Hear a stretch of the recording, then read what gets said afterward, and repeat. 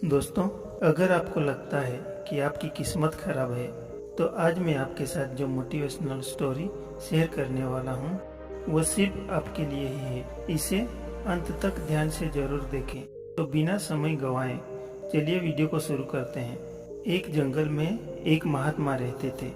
उन महात्मा की खासियत यह थी कि वे किसी का भी भविष्य बता सकते थे। बड़े बड़े राजा उन्हें मानते थे और उनके बताए हुए मार्ग पर चलते थे। उस जंगल के बीचों बीच एक नदी गुजरती थी और उस महात्मा की कुटिया उस नदी के किनारे पर थी। नदी के दोनों तरफ दो अलग अलग शक्तिशाली राजाओं के साम्राज्य थे। वे दोनों ही राजा उस महात्मा को बहुत मानते थे। वे दोनों राजा जब भी कोई बड़ा कार्य करते तो उन महात्मा से सलाह लेने के लिए अवश्य आते। एक दिन उन दोनों राजाओं में किसी बात पर कहासुनी हो गई। बात इतनी बढ़ गई कि नौबत युद्ध पर आ गई। युद्ध की तारीख और समय ये दोनों तय कर दिया गया। पर जैसे कि दोनों राजाओं का नियम था कि जब भी कोई बड़ा कार्य करते तो वे दोनों उस महात्मा की सलाह लेने जरूर आते थे। इसीलिए पहला राजा उन महात्मा के पास आता है और उनसे कहता है कि महात्मा जी, मैंने पड़ोस के राजा के साथ युद्ध करने का निश्चय कर लिया है और इसीलिए यह जानना चाहता हूँ कि युद्ध का परिणाम किसके पक्ष में होगा। वे महात्मा कहते हैं कि यदि तुमने युद्ध किया तो तुम्हारी हार निश्चित है। फिर वो राजा महात्मा जी से कहता है, क्या जीतने का कोई भी उपाय नहीं है? वे महात्मा कहते हैं कि यदि युद्ध किया तो हार निश्चित है। फिर वो राजा कहता है कि तलवार मियान से निकल चुकी है, अब तो युद्ध टलेगा नहीं, जो होगा देखा जाएगा।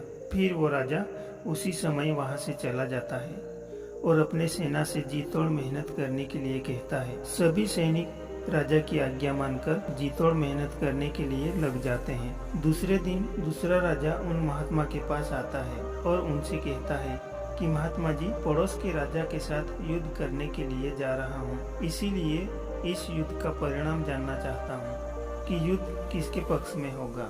वे महात्मा कहते हैं कि निसंदेह जीत तुम्हारी है और उस राजा के पास तुम्हें हराने का कोई उपाय नहीं है। उन महात्मा की बात सुनकर वो राजा बहुत ही प्रसन्न हो जाता है और सीधा जाकर अपनी सेना को खुशखबरी सुनाता है कि युद्ध में जीत उनकी पक्की है। ये बात सुनकर राजा के सैनिक भी बहुत खुश हो जाते हैं और युद्ध की तैयारियों में लग जाते हैं। समय बीतने के साथ युद्ध का दिन आ जाता है। रणभेरियां बजाई जाती है और युद्ध शुरू हो जाता है।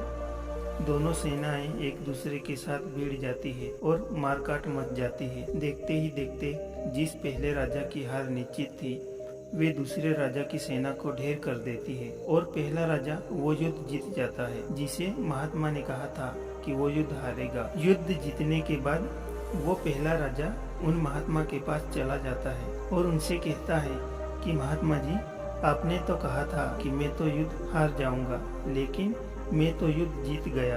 आपकी भविष्यवाणी गलत कैसे निकली? फिर वे महात्मा राजा को कहते हैं कि मैंने तो वो कहा था जो तुम्हारे भाग्य में लिखा था, लेकिन तुमने अपने कर्म से अपने भाग्य को बदल दिया। तुम्हारे जीत का कारण यह है कि तुमने अपने भाग्य से ज्यादा अपने कर्म को आवश्यक समझा है और उस दूसरे राजा ने अपना सब कुछ भाग्य पर छोड़ दिया। उसने अपने कर्म से ज्यादा अपने भाग्य को आवश्यक समझा और पूरे समय निश्चितता से भरा रहा, जिसके कारण आज तुम विजयी हो और वह तुम्हारा बंधक है। दोस्तों, ये बात सच है कि सब कुछ हमारे हाथों में नहीं होता, लेकिन यह भी सच है कि बहुत कुछ हमारे हाथों में होता है, लेकिन हम भाग्य के भरोसे छोड़कर जीवन भर रोना चुनते हैं। दोस्तों, लोग जानते हैं कि स्वस्थ कैसे रहा जा सकता है, लेकिन समय न होने का बहाना बनाकर वे अपने अंदर बीमारियां पालते हैं और जब कोई गंभीर बीमारी हो जाती है तो वे लोग अपने भाग्य को दोष देना शुरू कर देते हैं। दोस्तों, अगर आज हम किसी समस्या में हैं तो वे सिर्फ हमारे पुराने गलत कर्मों के कारण, और कल अगर हम इस समस्या से निकलेंगे